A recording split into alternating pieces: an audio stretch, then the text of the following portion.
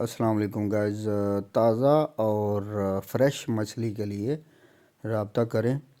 रब्ता number description में मौजूद होगा, कमेंट में नीचे मौजूद होगा। पसरूर सिटी ज़िला सियालकोट में। अगर आपको ताज़ा और फ्रेश मछली चाहिए, ज़िंदा मछली चाहिए, हर किस्म की मछली चाहिए तो बिल्कुल माकूल रेट पे हाज़िर है।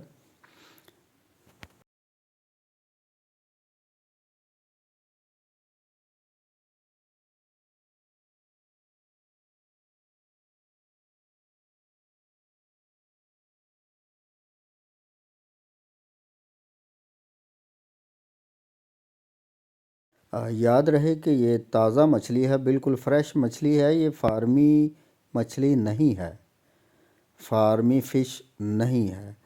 ये बिल्कुल ओरिजिनल मछली है। नहर से आपके सामने इसको पकड़ते हुए आपको वीडियो दिखा रहे हैं कि आप देख सकते हैं। बिल्कुल फ्रेश मछली है, बिल्कुल ताज़ा। और रेट कंफर्म करने के लिए आप नीचे कमेंट में या डिस्क्रिप्शन में देखें तो रेट भी सारे लगा दिए हैं। जैसी मछली आपको चाहिए वैसा रेट मिल जाएगा। मछली चाहिए और हमसे रब्ता करें, इंशाल्लाह मछली मिल जाएगी।